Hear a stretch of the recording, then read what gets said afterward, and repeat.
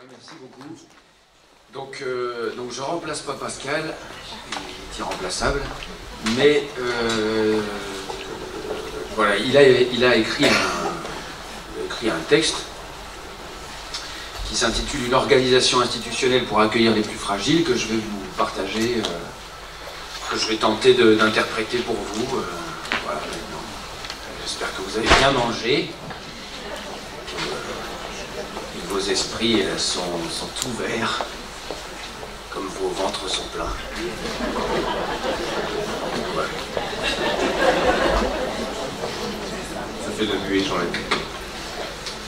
Alors, donc tout ce qui est, quand je dis « je », vous imaginez que c'est Pascal Crété qui parle. Ok? Ça va être bien. Merci Pascal. Je vais essayer de vous préciser ce que j'entends par une organisation institutionnelle au regard des interventions cliniques précédentes et en perspective de la table ronde qui va suivre.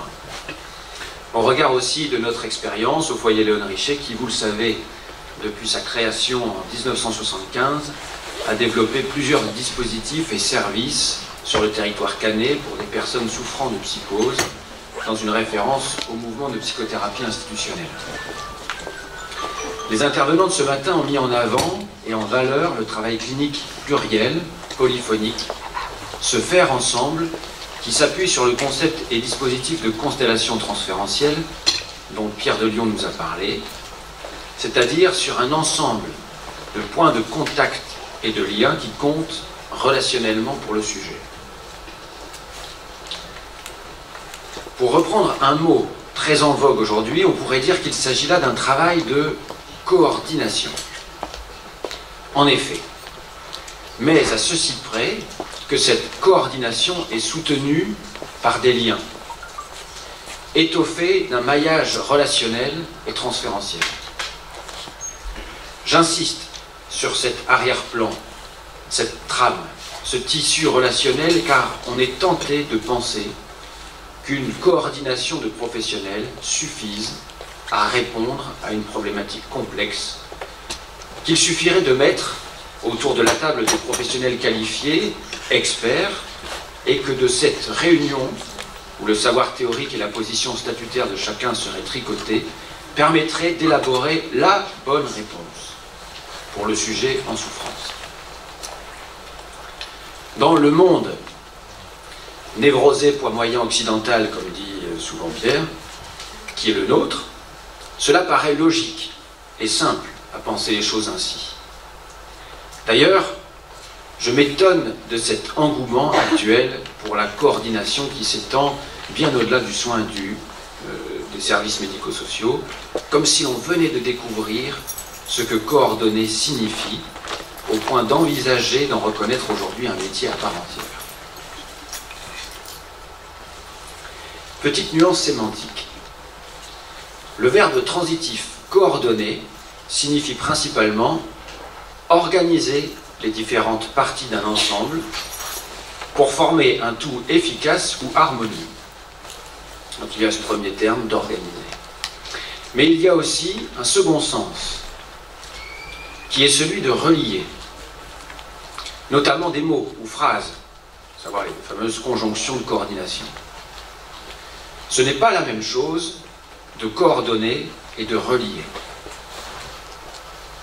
Cette distinction est encore plus nette lorsqu'on regarde le nom issu du verbe. Deux noms sont issus du verbe coordonner. Le mot coordonnateur et l'autre de coordinateur. Le second ayant une origine anglophone, dont la plupart des dictionnaires, donc ces deux mots, la plupart des dictionnaires les situent comme synonymes. Mais une distinction semble actuellement se dessiner et l'opinion publique, appuyée par l'Académie française, donne à coordonnateur un sens plus fort qu'à son concurrent. Il est probable qu'un glissement de sens est en train de s'opérer. Sous l'influence du signifiant ordonner, qui signifie mettre en ordre, mais aussi donner des ordres, le mot coordonnateur prend la valeur suivante. Personnage chargé d'assurer avec énergie et autorité la mise en ordre, en bon ordre, d'éléments qui, sans lui, agiraient en ordre dispersé de façon peu cohérente. C'est la définition de Guillermo. Ça date de 76. Autrement dit, coordonnateur tend à prendre un sens plus fort que son concurrent, et plutôt le mot utilisé dans l'administratif, alors que coordinateur est d'usage courant. Pour mémoire, je rappelle juste que ce principe, avec ses deux fonctions, organisée et reliée, est au fondement de la psychothérapie institutionnelle et de la psychiatrie de secteur, soutenant l'idée, princeps, issue directement de la clinique des psychoses, que si le sujet dissocié ne peut psychiquement se rassembler lui-même et tenir son unité psychique, on en entendait bien entendu ce matin, ce sont les personnes autour qui feront ce travail de rassemblement psychique pour lui et avec lui. Toujours est-il qu'aujourd'hui, ce principe de coordination est au cœur de nouveaux dispositifs tels que les réponses accompagnées pour tous et la communauté 360, on en parlera tout à l'heure à la table ronde, mais aussi d'autres instances qui tentent de mettre en œuvre ce travail de coordination à l'échelle d'un territoire pour des situations cliniques complexes. Pour participer régulièrement depuis de nombreuses années maintenant à la commission de gestion des situations complexes de la Maison départementale des personnes handicapées, devenue maintenant groupe opérationnel de synthèse, dans le cadre de la réponse adaptée pour tous, je dois reconnaître que lorsque les acteurs présents se connaissent, et surtout connaissent bien la situation traitée, c'est-à-dire ont accès à cet arrière-plan que j'évoquais, c'est une véritable réunion de constellation dont il peut être question, et on assiste dès lors à une élaboration collective beaucoup plus riche que la somme des élaborations individuelles. C'est un principe que l'on connaît dans le champ institutionnel et que l'on décline quotidiennement au travers des réunions, celui de s'appuyer sur la force du travail collectif qui génère cette plus-value d'intelligence et d'élaboration. Mais lorsque les acteurs ne se connaissent pas, l'élaboration est beaucoup plus difficile.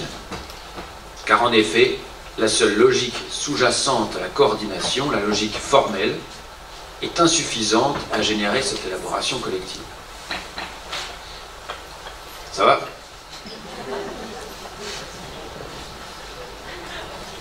Je vois.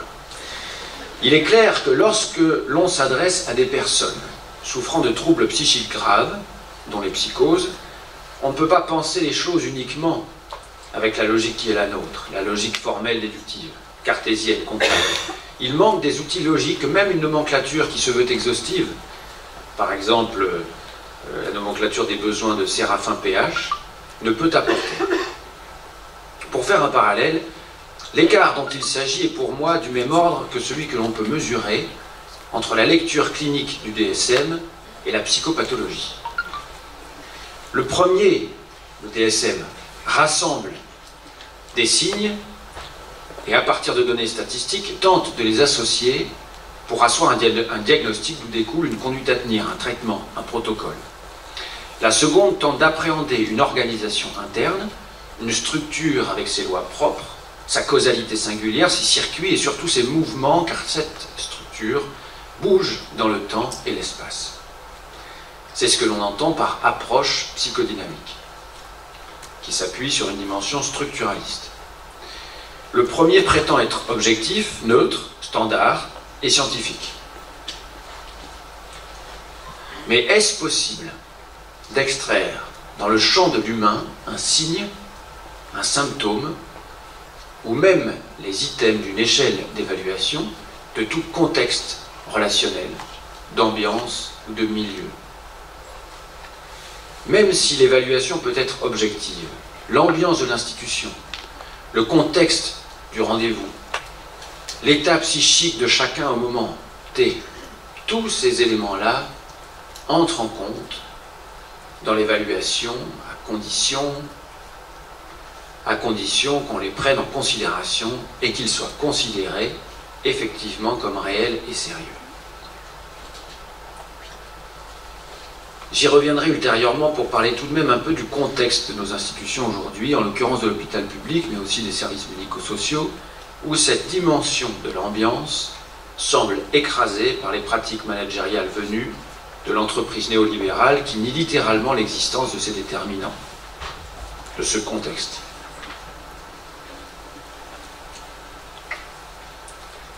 Cette question de la logique se pose, la logique à mettre au travail, se pose aussi lorsque l'on travaille auprès de personnes schizophrènes ou si l'on reste campé derrière la seule logique formelle, déductive, accroché à son statut. La rencontre n'a pas lieu. Et la vision que l'on peut avoir de l'autre est partielle ou tronquée.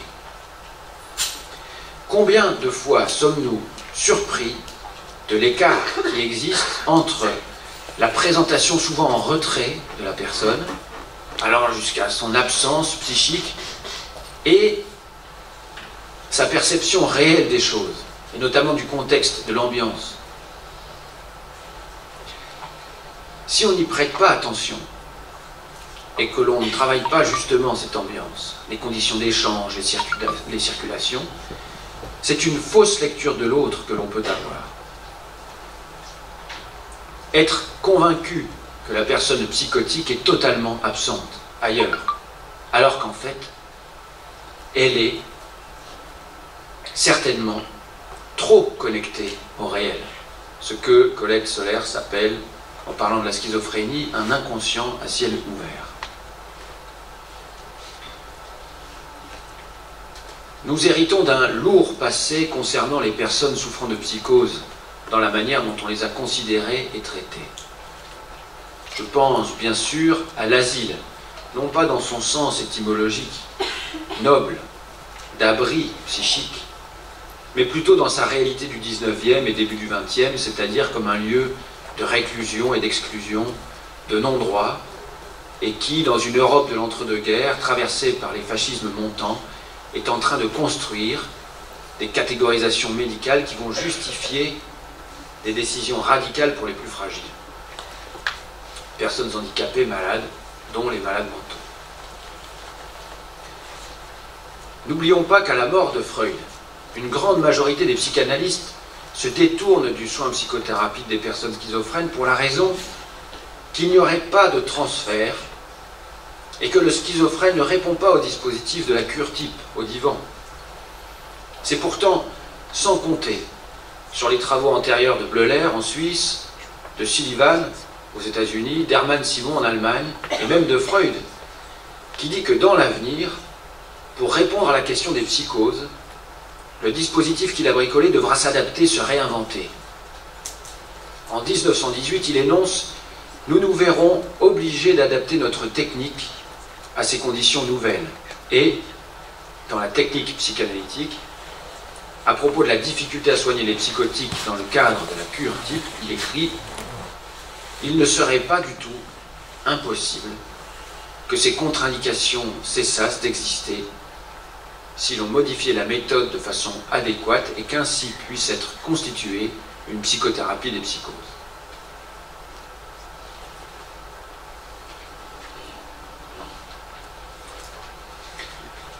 En 1966, Lacan rejoint la proposition freudienne et déclare dans son texte d'une question préliminaire à tout traitement possible de la psychose, dans la cure des psychotiques, il faut se former à une conception nouvelle de la manœuvre du transfert. C'est bien ce que Toscaïès et ses équipes découvrent en 1940 à Saint-Alban, au travers de cette mobilisation collective à réorganiser l'hôpital et les rapports entre professionnels et patients afin de subvenir aux besoins de tout un chacun dans le contexte que vous savez de restrictions alimentaires qui est dramatique dans la zone française occupée. Pour mémoire, c'est plus de 50 000 malades mentaux qui meurent dans les hôpitaux psychiatriques français pendant la Seconde Guerre mondiale du fait de restrictions. Au travers de cette réorganisation, ils s'aperçoivent que si on travaille l'ambiance et que l'on modifie les rapports de hiérarchie statutaire en les assouplissant et en introduisant de la hiérarchie subjectale, autrement dit que l'on confie des responsabilités aux patients, On les considère comme capables d'eux et pas des inactifs, irresponsables. La dimension de l'échange se restaure et un lien peut alors s'installer durablement et avec sécurité. Car derrière cet apparent retrait du monde, cette absence psychique à ce qui se passe, on découvre qu'il n'en est rien, qu'au contraire, la personne schizophrène est certainement trop connectée au monde, trop sur la scène du réel, dirait Lacan, et qu'elle se protège par ce retrait que nous interprétons avec notre logique cartésienne comme un vide.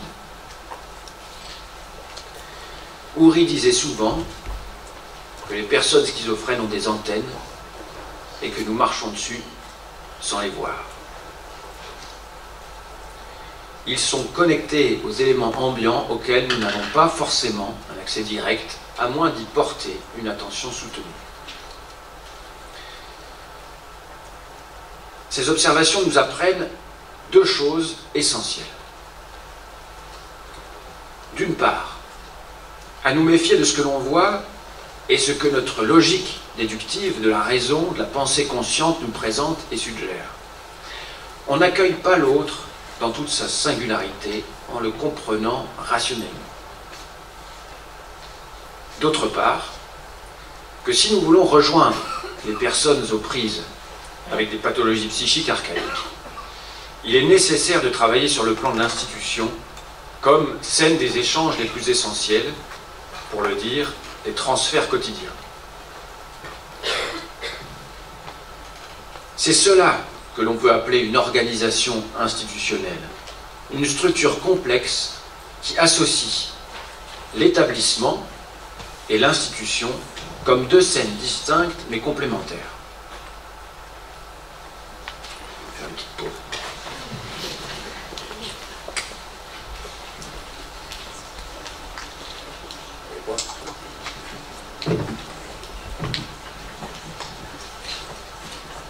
Pour après.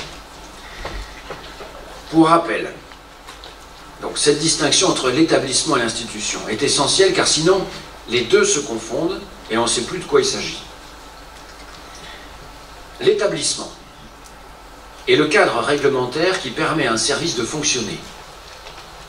Ses conventions ou autorisations avec l'État ou le département, son statut, par exemple le foyer Léon Richer est composé d'un foyer d'accueil médicalisé, d'un service d'accompagnement et d'aide à domicile, d'un service d'accompagnement à la vie sociale, etc. Ses budgets, son organigramme, ses fiches de poste, les murs, jusqu'à l'emploi du temps quotidien pour fonctionner. L'établissement s'appuie sur une unique logique qui est la logique déductive formelle. C'est très important l'établissement, car c'est le squelette d'une collectivité et aujourd'hui, c'est certainement ce qui est le plus mis à mal au travers des politiques de restriction. L'institution est la scène des échanges humains au sens large. Ginette Michaud dit de l'institution, la fonction essentielle de l'institution est d'être un système de médiation permettant l'échange interhumain à plusieurs niveaux. L'institution est une structure élaborée par la collectivité, tendant à maintenir son existence en assurant le fonctionnement d'un échange social de quelque nature qu'il soit. Aussi bien ceux qui sont prescrits par l'établissement, par exemple lors de réunions programmées, que ceux qui se passent en dehors, dans les espaces-temps interstitiels. Les couloirs, à la pause, à distance du lieu de travail, chez soi ou sur la scène du rêve lorsque l'on ramène une situation avec soi. La particularité de la scène institutionnelle est qu'elle ne répond pas uniquement à la logique formelle, mais elle répond surtout à des logiques plus complexes, par exemple des logiques associatives, ou des logiques qui sont à l'œuvre sur la scène du rêve, des logiques métonymiques par contiguïté ou métaphoriques avec création d'un sens nouveau. Surtout, la scène institutionnelle va privilégier une logique très présente dans le champ des sciences humaines qui est la logique dite abductive, mise en évidence par un philosophe, sémiologue américain au XIXe siècle, Charles Sanders Peirce, surnommé l'Aristote américain, dont on ne parle pas suffisamment car ses travaux sont à l'origine, avec ceux de Ferdinand de Saussure, de la sémiologie moderne, du pragmatisme avec une vraie critique du cartésianisme, dont la médecine d'aujourd'hui, celle par les preuves,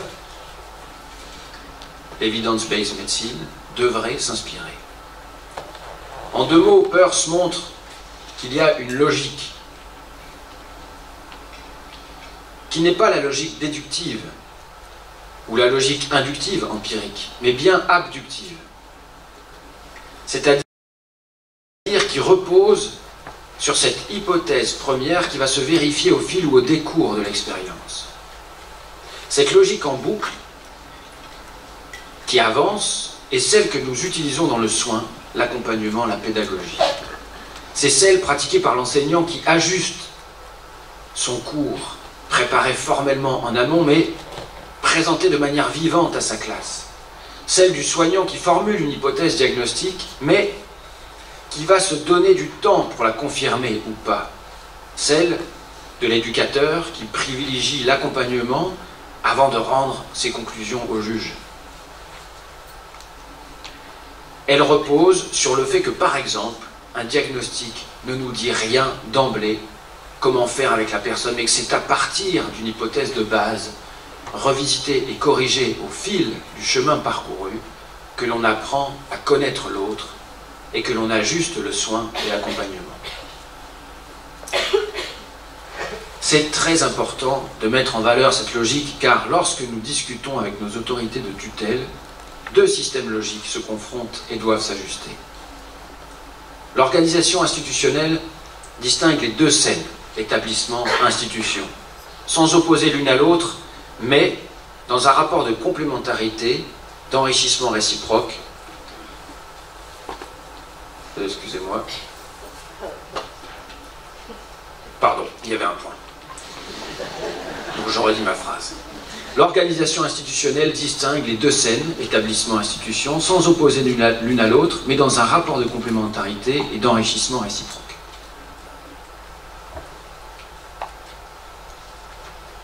L'administration est un noble métier, indispensable, pour assurer les fonctionnements institutionnels qu'il ne faut pas confondre avec la bureaucratie. Mais l'administration doit s'ajuster avec les logiques institutionnelles et parfois même les servir, comme pour la fonction club thérapeutique qui ne tient pas seule debout, mais s'appuie sur l'établissement.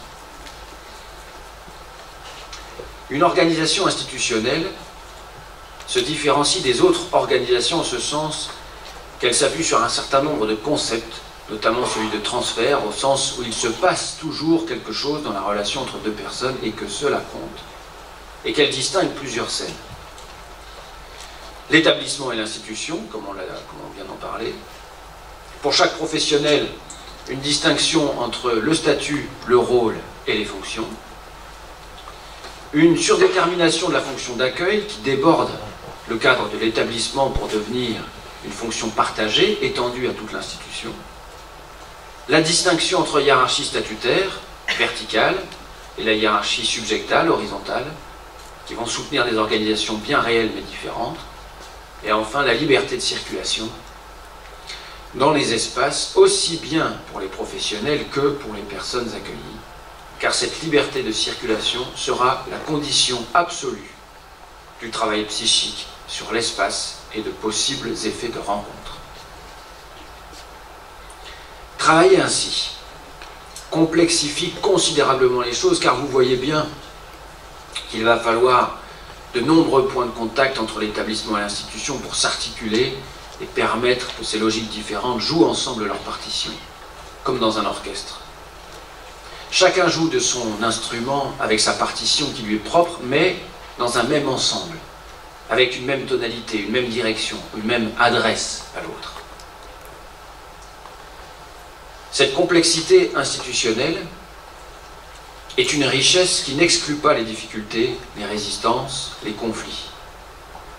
Mais ces difficultés de travail sont considérées et accueillies comme le signe que justement les logiques plurielles évoquées précédemment sont au travail. Lorsqu'il y a conflit, ce n'est pas négatif en soi, C'est souvent, au contraire, le signe d'un ajustement logique ou la construction d'un nœud qui est en train de se nouer. Il serait beaucoup plus simple et certains jours beaucoup plus confortable de se réfugier derrière une logique managériale verticale qui décline uniquement les rapports de hiérarchie statutaire sans se soucier du désir de chacun. D'une certaine manière, pour accueillir le sujet aux prises avec ces logiques complexes, nous n'avons pas le choix que de lui proposer une scène suffisamment ouverte et diversifiée afin qu'il puisse mettre au travail avec nous sa problématique. C'est justement sur la scène hétérogène de la structure institutionnelle et non sur celle plus homogène de l'établissement que le sujet s'engage dans ce travail. Je cite Pierre de Lion quand il dit simplement que la terre d'accueil du transfert psychotique est la scène de la vie quotidienne de l'institution.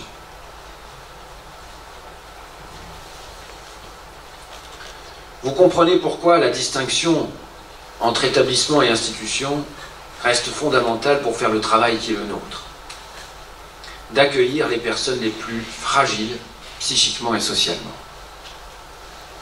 Seule la scène institutionnelle, scène d'accueil et de faire ensemble avec les personnes, est susceptible de générer ces effets thérapeutiques structurants. Et dans ce mouvement du sujet s'élaborant, c'est l'institution elle-même qui se structure et s'élabore.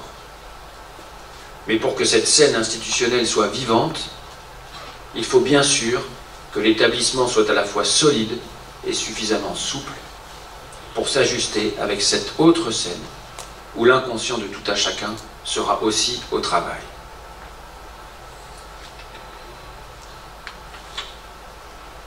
J'ai encore un peu de temps.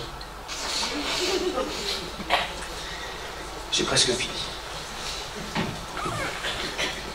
Aujourd'hui, on confond souvent établissement et institution, notamment lorsqu'il est question de désinstitutionnalisation.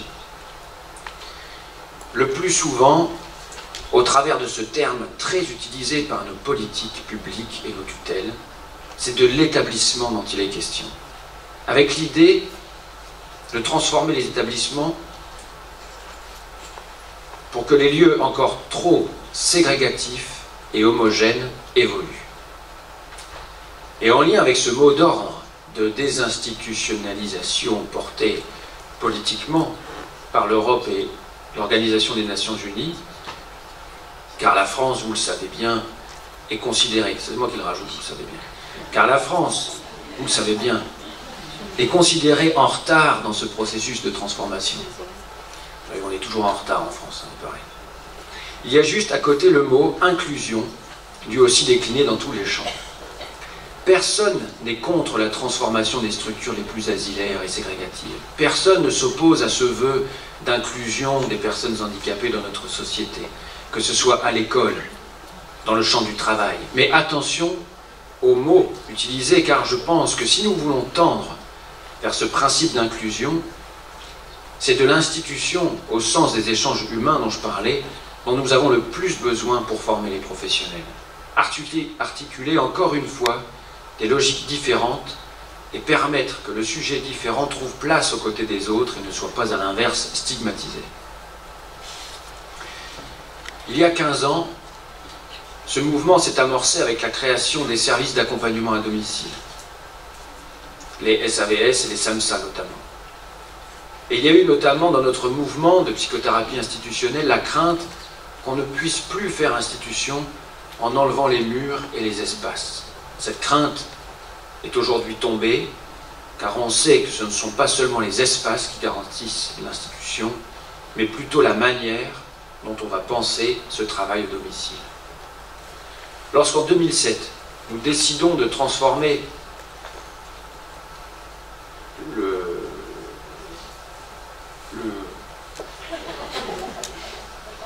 service de maintien à domicile, parce que c'était écrit SMAD, mais je sais, le service de maintien à domicile, service d'accompagnement à domicile expérimental en l'appui, SAD, service d'aide à domicile, SAVS, service d'accompagnement à la vie sociale. Et on répète tous ensemble. Et SAMSA, service d'accompagnement médical. J'ai chaud.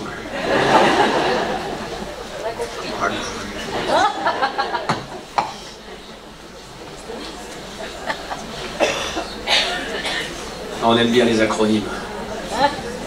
Aïe, aïe, aïe. Donc vous avez compris, hein. Donc on l'appuie. Voilà tout ce que regroupe l'appui. D'accord. Qui ouvre en 2009, nous faisons l'hypothèse abductive que ce service va construire sa propre scène institutionnelle entre le domicile des usagers et le service lui-même. Aujourd'hui, l'appui a développé de nombreuses scènes institutionnelles dont se saisissent les bénéficiaires d'un jardin partagé travaillé collectivement à l'organisation de séjours, en passant par de nombreux temps d'échange collectifs qui sont investis par tout un chacun, bénéficiaires comme professionnels.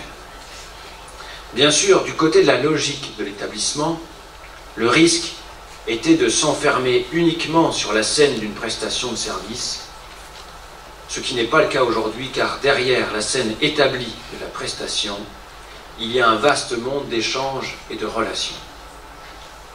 C'est cela qu'il est nécessaire de préserver et de soutenir pour chacun de nos services aujourd'hui, au risque sinon de rester uniquement sur une scène extrêmement limitée. Il me semble, dans le contexte sociétal qui est le nôtre, que la question de l'accompagnement et du soin des plus fragiles est un vrai enjeu, un marqueur signifiant extrêmement important pour notre société. Et bien sûr, la phrase de Toscaïès prend, là, encore une fois, tout son sens. Sans la reconnaissance de la valeur humaine de la folie, c'est l'homme même qui disparaît.